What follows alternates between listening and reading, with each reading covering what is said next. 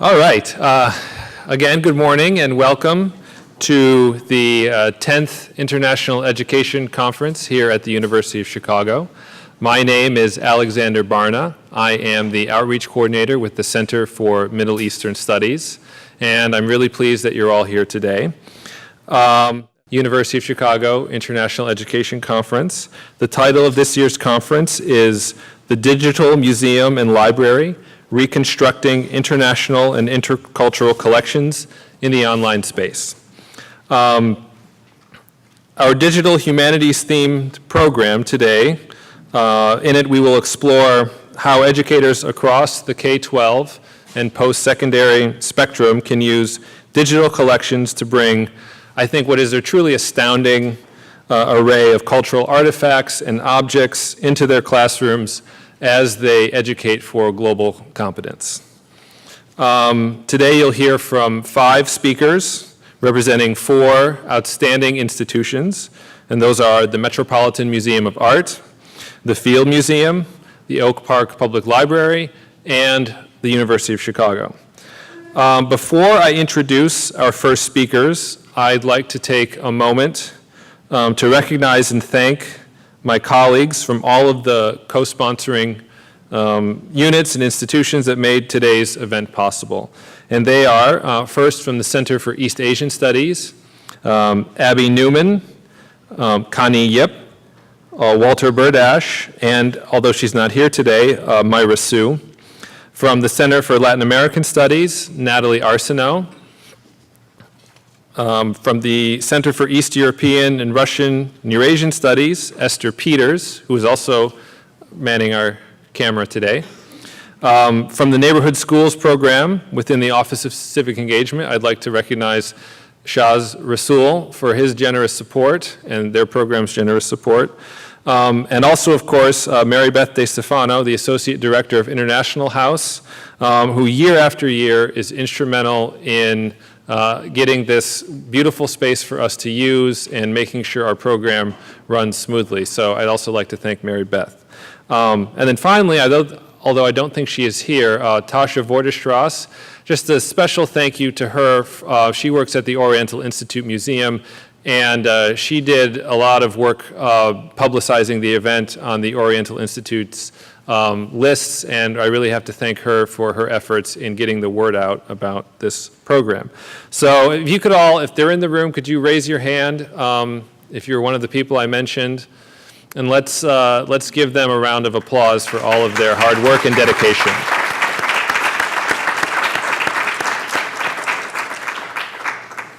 Okay, we have a pretty tight schedule today, and I'd really like to stay on it as much as possible because we have, as I said, great speakers, and I really want you to get the full benefit from what they have to say, and I hope to create time for discussion, really interesting discussion and dialogue. So our first speakers this morning are Claire Moore and Megan Kuensting from the Metropolitan Museum of Art.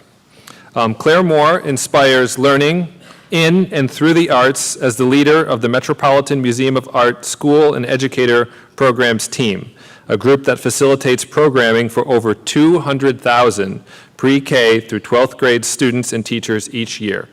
She has spoken nationally on topics related to museums and education in forums ranging from the Association for Supervision and Curriculum Development Conference to the American Alliance of Museums annual convention. She has also edited Arts of the Islamic World, a resource for educators, a book co-published by the Met and Yale University Press, written lesson plans and curriculum materials published by the Met and the Brooklyn Museum of Art, and contributed articles to the Journal of Museum Education. Claire's experience as a teacher and school principal, background in the arts, and studies in social organizational psychology provide an invaluable foundation for her work. And Megan leads the Met's School Partnerships Program, which involves collaboration between New York City teachers, students, school administrators, parents, and the Met's teaching artists on multi-session investigations of the Met's collection. Megan holds an MA in Museum Studies from New York University and is pursuing an MS in Neuroscience and Education at Columbia University in order to understand the impact of the arts at the neural and behavioral level of human cognition and development, and to better advocate for arts education in schools. So as you can see, two really outstanding speakers. Please join me in welcoming Claire Moore and Megan Kuensting.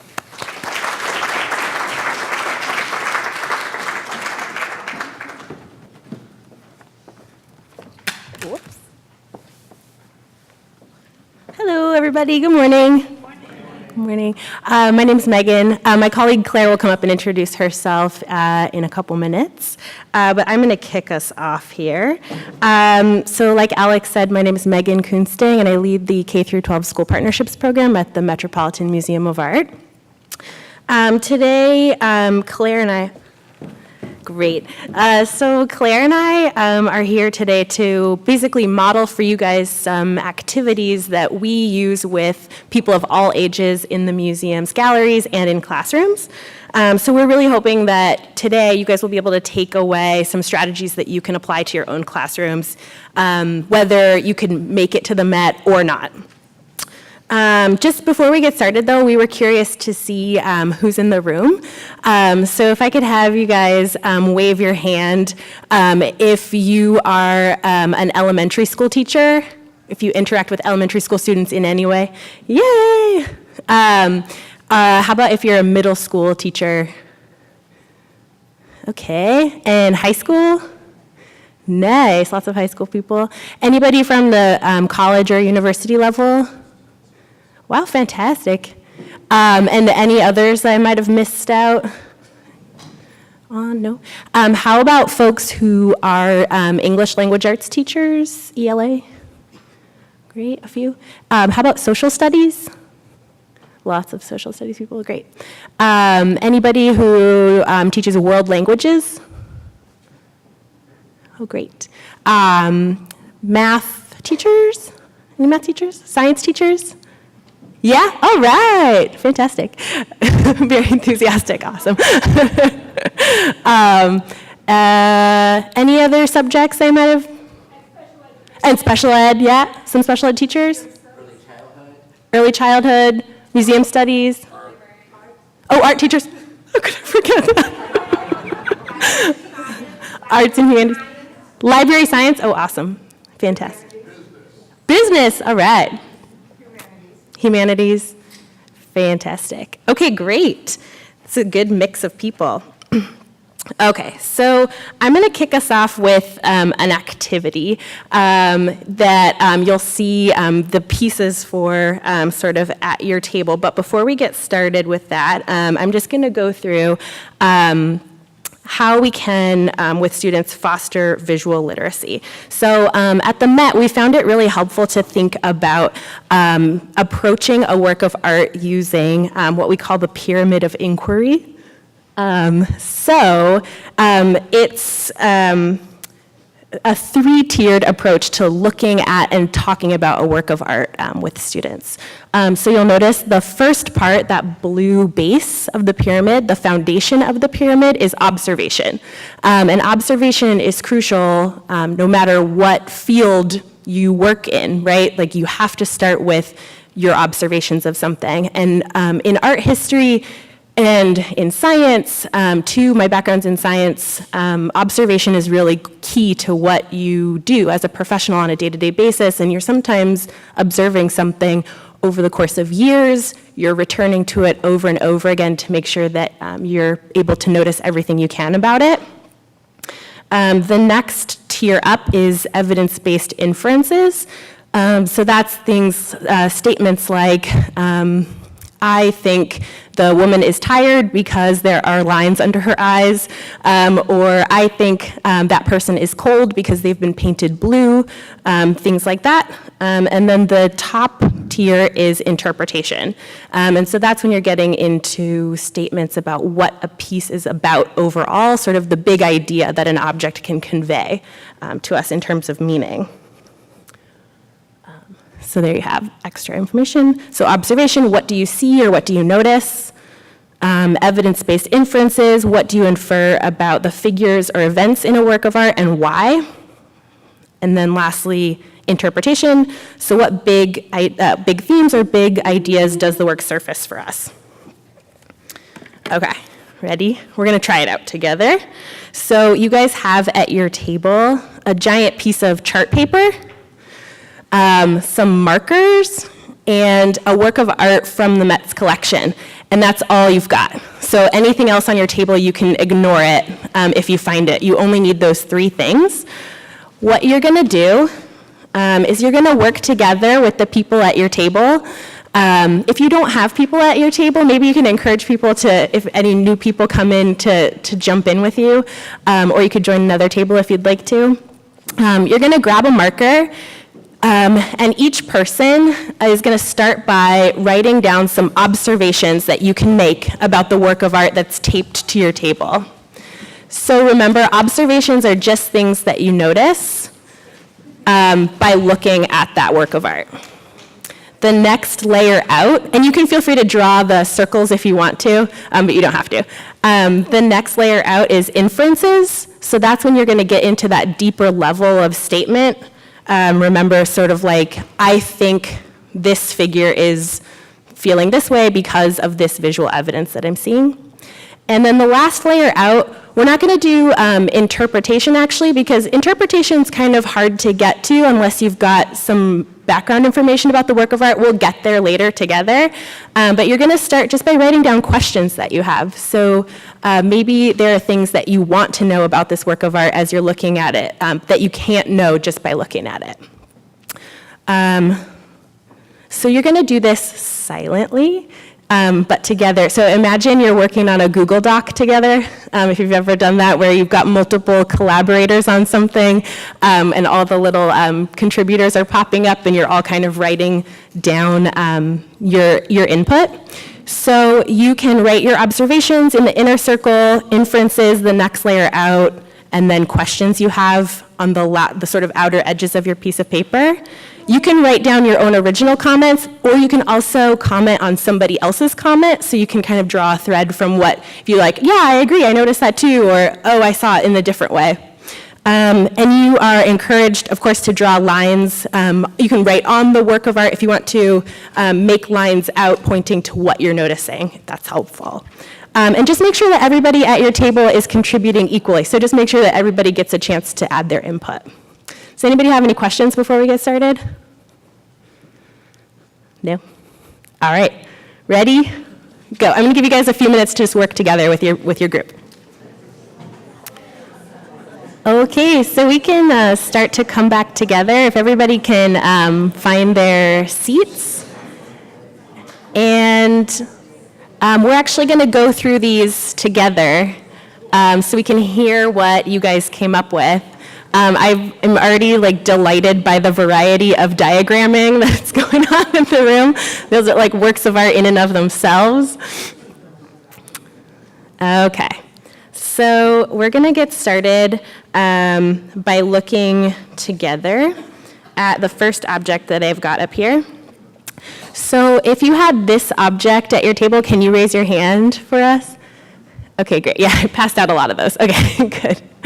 Okay, so does anybody want to, from any of those tables, in a very loud, clear voice, kick us off with some of the observations you made? So some of the things that you noticed about this work of art.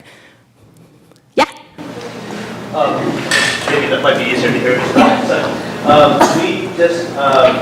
We were asking questions about the origin and also what the materials were.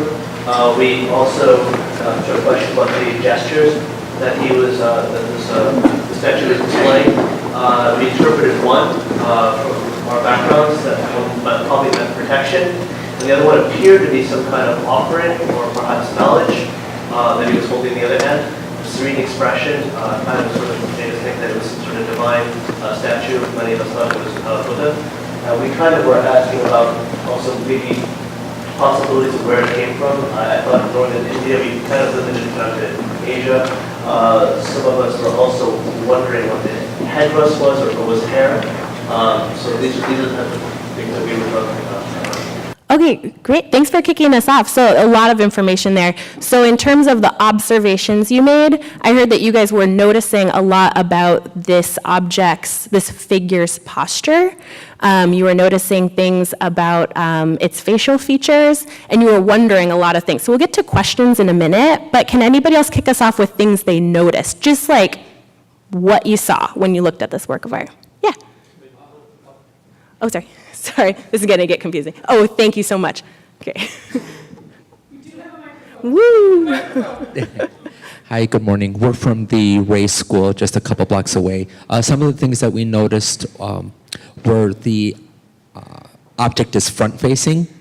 Front-facing. Front-facing, Okay, awesome, yeah. that's one of the things. We also noticed the materiality, or maybe what it's made of. Okay, so you had questions about what it's made of? We also noticed that the eyes were closed. Yeah, and then we also took observation to the connections between the contrapposto in the leg and churros. Yep. Okay, so you noticed, again, so facial expression, the eyes being sort of closed or semi-closed, and then sort of an interesting posture that you're noticing. And then great, thank you. Like, yeah, and it's front-facing, so we're seeing what we think is probably the front of this object, right? It's weird observation sometimes because you feel like you're saying things that are really obvious, but it's only by kind of saying it out loud that you're like, okay, yeah, that was a decision, right? That's a choice that a photographer made to photograph this from a specific angle. And it can have meaning. Yeah, in the back. When I looked at this picture and at the body symmetry, I just saw beauty and perfection, a certain elegance. Also, the body language of the statue shows me complete self-control. So my idea was that it represents some kind of perfection and power, but the power comes from within, from the perfection it represents. And, you know, I also saw that everything is very detailed if you analyze it. Great, thank you. So some observations there again about the body posture of this figure, and you said it conveyed to you a sense of self-control. Great. We could probably infer that it is Buddha, Siddhartha Gautama, because Buddha is often depicted with the big long ears, or because when he was a prince, a Hindu prince, he wore big gold jeweled earrings, and once he leaves the palace complex and recognizes the sorrow that exists in the world, he gets rid of his richly materialistic life and leaves the long earlobes, plus he gets rid of his long hair, and so also Buddha's often depicted with those little curly Q things, and then with the little halo on top. Okay. Great, thank you. A nice inference. We think this because this. Great, fantastic. And yeah, so you were mentioning the long earlobes. That was sort of making you think maybe this is somebody who used to have really ornate, heavy jewelry that they've cast off, and now their earlobes are really long and have piercings in them. Great. Anybody else? Anybody else who's just seeing this object for the first time and has any observations they want to share? Yeah. Oh, sorry, microphone. I'm quite interested, since nobody mentioned it, but the fabric design, the design at the bottom of the cape. I'm trying to interpret it just from the lighting of this, that maybe possibly it's bells, because sometimes bells at the bottom of the cape is very important. But then I'm not totally getting that. So that's my observation, and it would be my question. Okay.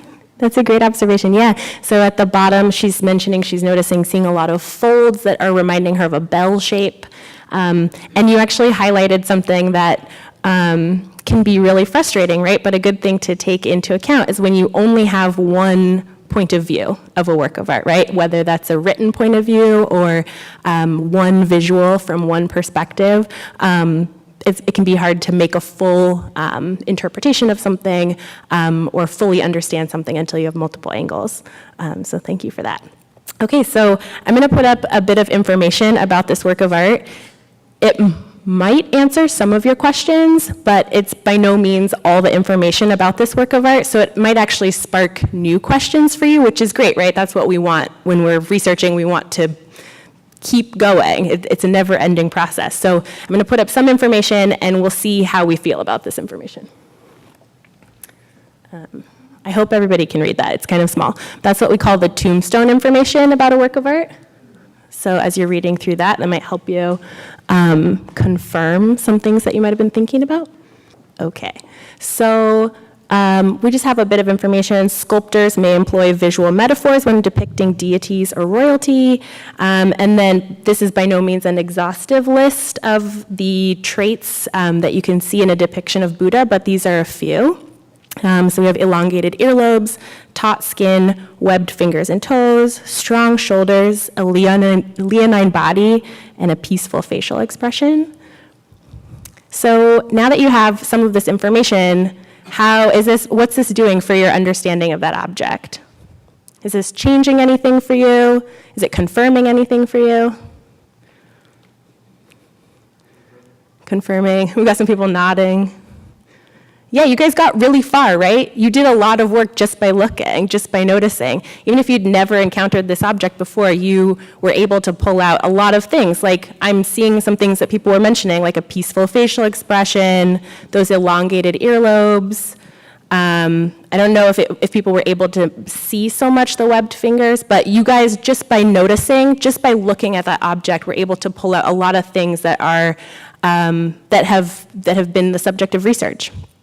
Yeah. Can you address his attire? What kind of, is that a cape or what is that? Yeah, so it's a monastic robe, and so it's sort of, as you guys mentioned, it's sort of draped. There are sort of folds to it, and yeah, it's a really classic thing that you would see on a depiction of the Buddha. But the style that it's in can vary depending on the region or the time period that the object was created. So that might be an entry point for further research in order to understand this object more. We don't have time to do that all together, but now you guys, at the end of this, we're going to go through some ways that you and your students can do that deeper dive into research through the Met's collection. Oh, sorry, and the hand gesture, which you guys also mentioned. Which is a gesture of fearlessness. Okay, moving on. Raise your hand if you had this object. Okay, good, great. So you guys did some noticing about this work of art. You made some observations. Can anybody share with us maybe one or two things that you guys noticed? Don't be shy. Yeah. Oh, thank you. Just a couple of things. Yeah. That there was one character who was obviously in the middle. Okay. That there was symmetry to the presentation of how they're standing. That there were two individuals who are almost like fanning the person in the middle. The people look like they're possibly multi-aged, but we, have a couple of different inferences as to why that might be. It looked like they were wearing sarongs, so again, leading to some inferences of where this might take place. We thought that the material of the piece was metal. That people are wearing jewelry. Look like most of them are wearing a sash. They've got kind of a head dressing, some sort of not a hat, but like a head dressing. Yeah, those are a couple things. Fantastic. Can I push you guys a step further and just ask, what about this object made you say metal? You know what? For me, yeah, we were thinking that maybe it was bronze, but at the very end, it looks like, at first actually, I kind of thought this was wood, but then you can see the very bottom, there's some holes in the piece, and it looks like the wearing of, or a hole that would be found in metals. Yeah. And the color, it goes from, more of a reddish color to a darker color, like a little bit of a sheen. So, great. Yeah. Thank you. Great. That was really comprehensive. Any other observations? Or anybody who's seeing this for the first time who has anything to add? Yeah. Sorry. I was thinking about the scale, and also thinking about the fact that it's a relief of a certain level. Okay, great. So yeah, so people are noticing the scale. There's something going on there where we have some figures that are large and some figures that are small. So we're feeling like maybe there's something going on there. This looks like metal, and you mentioned it looks like it might be done in relief. Any other observations? Yeah. The central figure has something that appears to be like rings around the neck that probably trying to stretch the neck. The nose features gives me impression it's probably West Africa. The structure of the nose and the facial features. Everyone is barefoot. Okay. And the central person appears to be on a chair or a stool of some sort. And it looks like someone mentioned the different ages. I'm guessing that the two shorter people look like possibly young girls.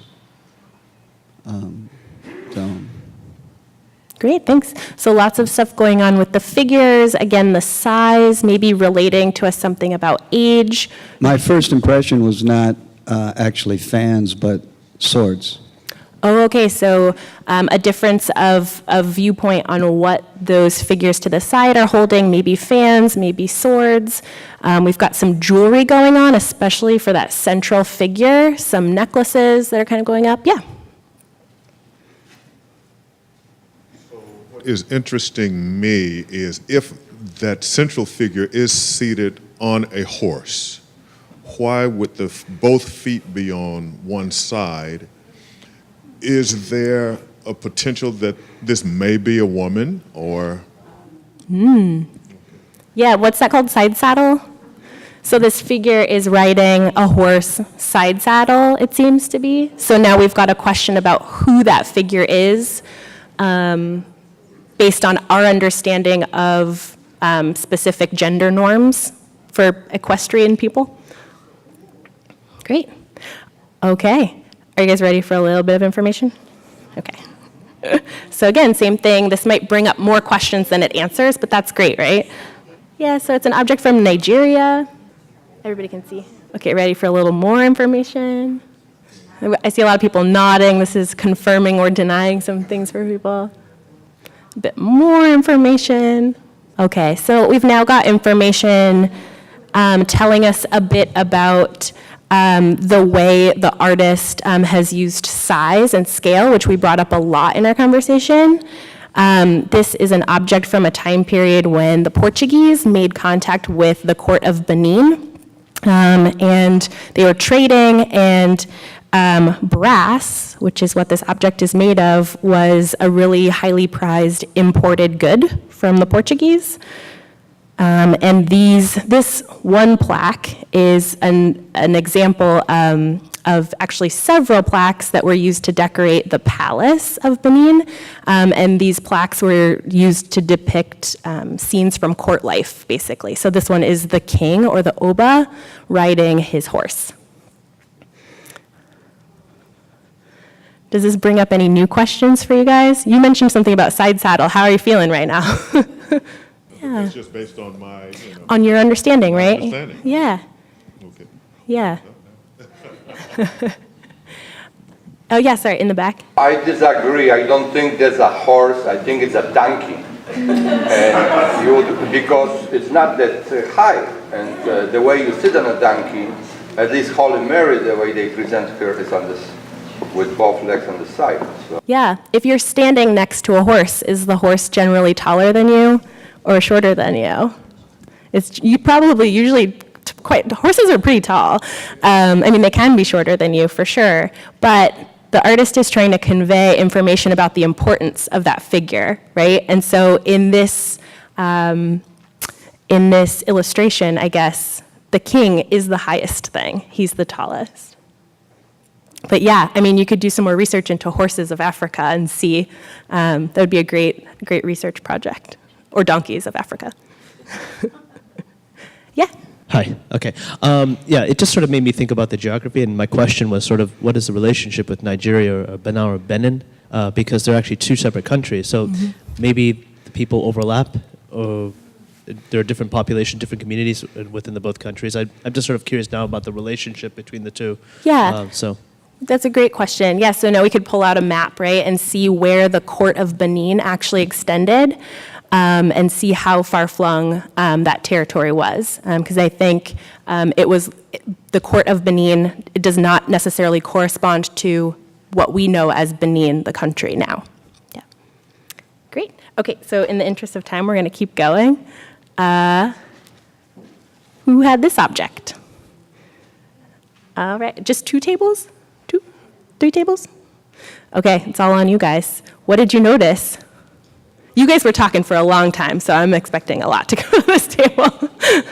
So I observed, pretty much we observed, that it just looks like this person with the silver hair is being transported or has been detained and is being transported to or led to a different place. And along his way, he is greeting his family. And we came to that conclusion because it looks like there is some type of shackle around his arm. Okay, and but then I would question, why aren't there shackles around his feet too? But that's where we were. Was there disagreement in the group as to whether he's being led, or you mentioned you felt like he was being transported or led, and the shackle was what made? So starting with observations, this is probably a public building. What makes you say that? Because you have all the soldiers here guarding it. And if you look at the uniform and the weapons, this is basically Civil War era, 1860, roughly. And that would have been slavery time. Now, this could have been after the Civil War because the people there don't appear to be slaves. The African Americans in the picture appear to be free, but they're in the background, pushed aside. One impression was this guy is either being sold or possibly has been in jail. The piece of paper in the other man's hand could either be a bill of sale, or it could be a court order or something related to legal. We thought he was coming out of the building from the steps, he appears to be going down. He appears to be a bit more disheveled, as if he's possibly been in jail where the other people, or he's been in prison or something, whereas the other people appear to be a bit more like maybe they're coming out of a courtroom. So. Okay. Also, this oil painting depicts, to me, the stairs, and the people in power are up, and they dominate the crowd they need that spot to dominate. Are you an art teacher? No. I'm sorry? Are you an art teacher? Sorry, just your mention of the stairs was very, the composition. Yes, I am. You are, I knew it. Yeah, great, so great observation. So there's stairs, giving us a sense of maybe who's in power here versus who isn't. And thank you, you guys were mentioning a lot of things about the figures, and you were making inferences based on their clothes, that are possibly leading you to make some conclusions about who those people are. You know what? I just saw this now, and then I was just wondering how come there's a baby between the man and the woman in there. There's a small baby there. That's all I've noticed right now. Yeah, so you're noticing in between our silver-haired figure and that figure with the red cap, there's a small child. Yeah, great. And it's leading you to wonder why is there a baby there? Great. The other table that had this object, do you guys have anything to add? Any observations that you guys made? Give us like 1 or 2 observations maybe. Hey, just to add on to what was said already, there is that sort of triangle or pyramid formation alluding to a hierarchy. Yeah. Like your stairs, yeah. It also looks like a stage. So, ooh, like a stage. Yeah. The first thing that I sort of read is that it seems like a racial moment that is sort of on this stage being presented to us. There's figures that have weapons, and then other figures that seem more vulnerable without the weapons, in contrast. Great, thank you. Ready for some information? You guys, you see how far you get with no information? It's amazing. Is this ringing any bells for anybody? Our social studies teachers? Okay, a bit more information. So who do you imagine is John Brown in this work of art? The white-haired man. Okay, so we've got a bit of backstory here alluding to the fact that John Brown was kind of a controversial figure in his day. So people were pretty divided on whether he was a hero or a villain, but he was an abolitionist who led a raid on a federal armory in Virginia. And his goal was to arm enslaved African Americans so they could fight their way out to a better life. So he was sentenced to die by hanging, and his trial, again, just really divided people on whether they thought he was correct in his actions or not. And yeah, so a sensational newspaper spoke about this moment where John Brown stops on his way to the gallows to kiss a baby. And then the artist, Thomas Hovenden, about 20 years after that whole event happened, painted this work of art. So this is his interpretation of the scene. So does this raise any, I mean, I see people puzzling. Any further questions? One of the things I was wondering regarding the painting was, where does the viewer stand? And given the information that you're providing, I was thinking about the participatory nature of the person. Are you a guardsman? Are you part of the guardsmen? Or are you part of the public? Yeah. And then for some reason, the guard on the left reminds me of Las Meninas. So, like, are you looking outwardly towards the public, or are you looking outwardly towards the viewer or the room where the painting may sit, and who is public? These are great questions, yeah. And where we are positioned as a viewer can have a huge impact on our feelings about a work of art, or where we feel like we are positioned in that conflict or in that understanding of what's going on. Well, I did not think this was John Brown, because my impression was John Brown was a Caucasian, and he was. Seems like most of us depicted the person coming out as an African American. Yeah. Now, so I guess interesting interpretation. Did we depict him as African American because he's kissing a African American baby, or what was the reason? That's a great question, and it's something that comes up a lot when people see this work of art and are in discussion with us about it, is, the artist made a choice to depict his skin with a pretty dark tone to it, which is an interesting choice to consider. Yeah. But you're right, he was a Caucasian man. Okay, sorry, in the interest of time, we'll go to the last but certainly not least object. So folks who had this object at their table, will you raise your hands enthusiastically? This is one of my favorites. Come on, yeah. What did you guys notice about this work of art? Come on, be brave. Yeah, oh great. So some things that we noticed was that one of the figures is wearing a crown. Both are in possession of swords. One is in possession of a bowl, and one is in possession of something that looks to be going into the bowl. We also noticed that there is writing, but you can't really see it on that picture, but it looks close on the smaller picture. And then we also noticed about the texture of the beards and hair, and made an assumption that that may be Sumerian. Is it Sumerian or is it Assyrian? So we had a little debate between that. There was some, and it was one was holding a spoon. So we made notice of a lot of the objects that they were holding, and then also the clothing that they were wearing. We made an observation about that. Great, thanks. So lots of observations about the figures, what they're holding, what they're wearing, and then even a bit of an inference about where in the world this is taking place. Great. So the interpretation that it's a remnant in my memory from the tour with the museum here last year. So it seems like an initiation ceremony from a king or a wise man to a general. That's my own interpretation. What's making you say king and what's making you say general when you're looking at this? The general to the right,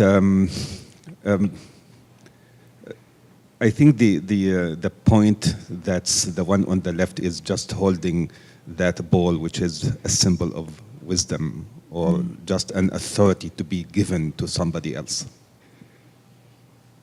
Great, fantastic. And I think you guys also mentioned a crown as well. Is that what gave you the feeling of a king on the left side? Or was there something else? To myself, I'm in doubt of that, but Okay. I do not Fair know. enough. But it's clear that it is from Iraq to me because of it can be, the other table said from Iran.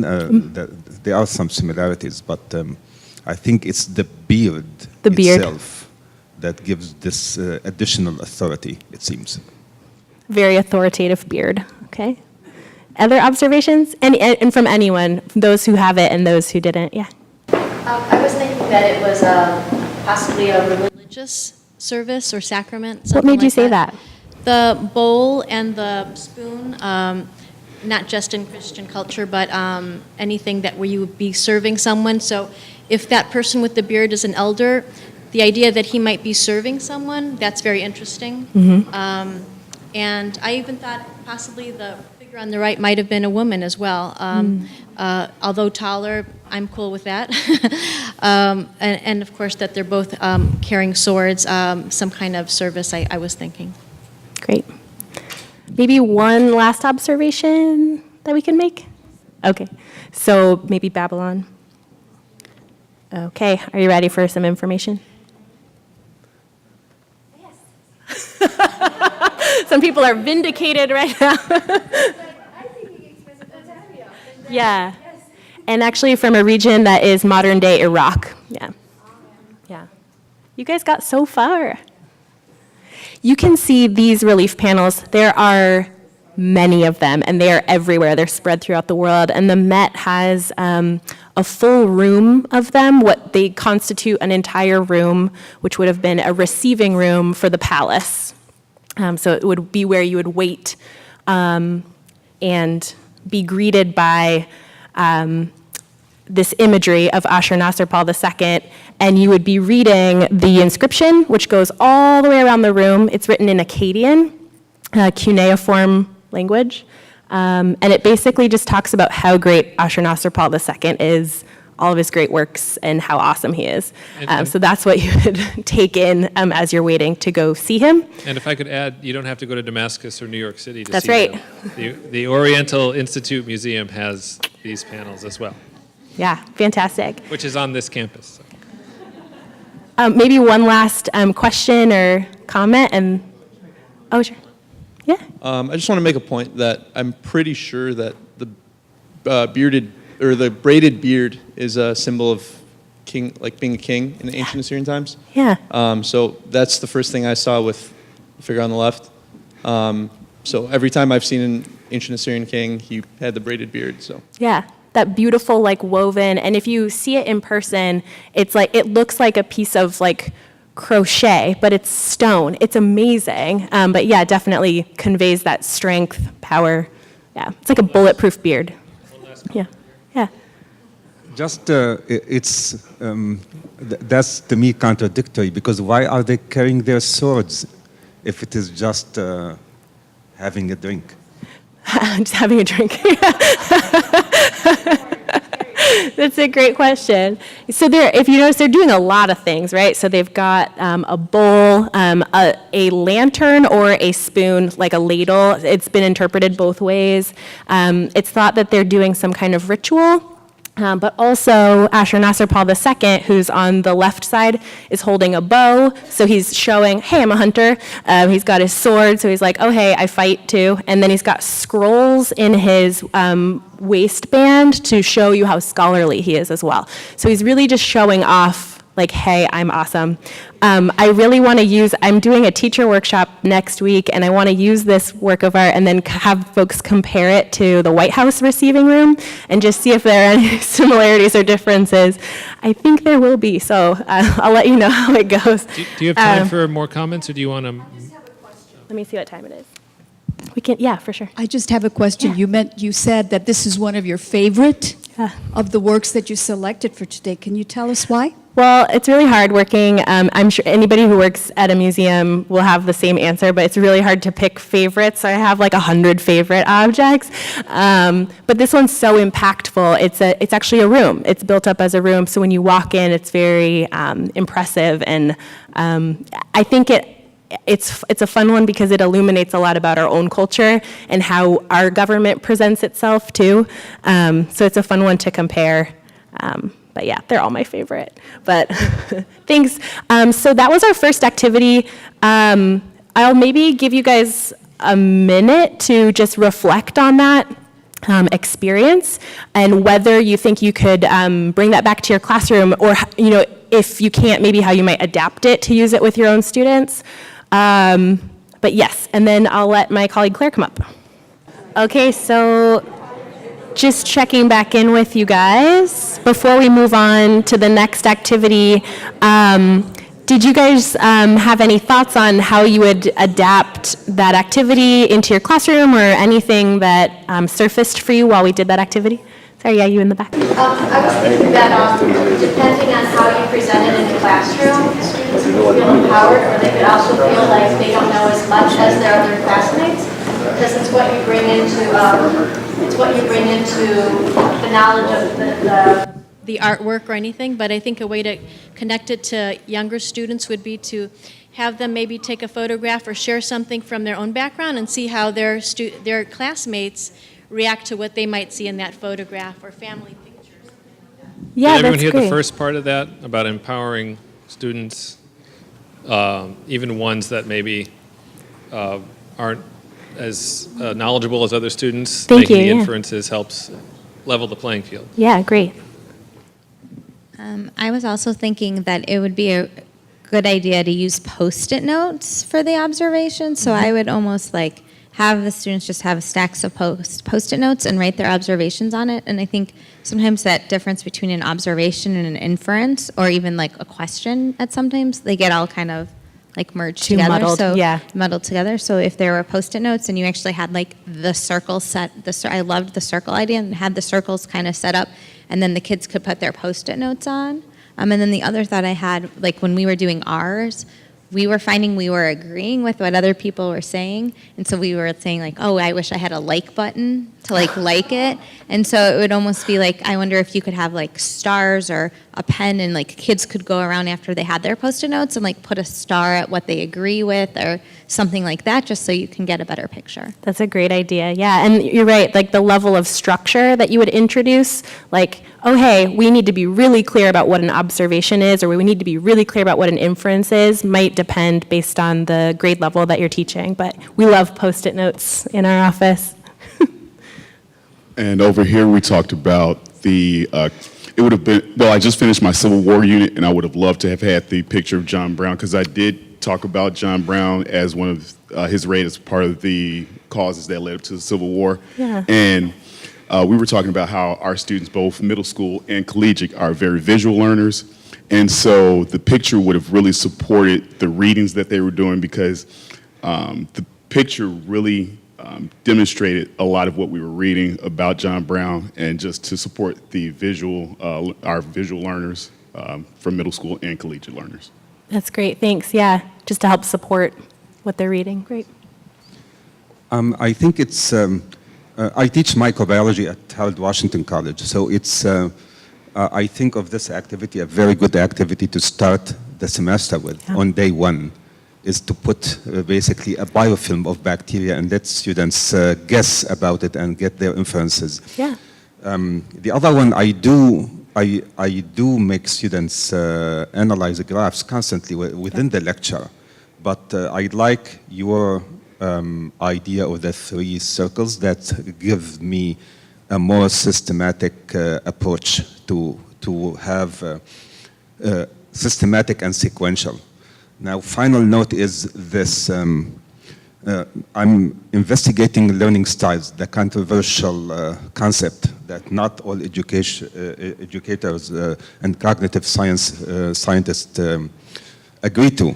So I am comparing many surveys, and I found from those surveys that my students in biology classes, they are visual and they are sequential. So this one is a good support toward the visual approach in teaching. That's great, thanks. Fantastic. Okay, so I'll invite my colleague Claire to come up and we'll do the next activity.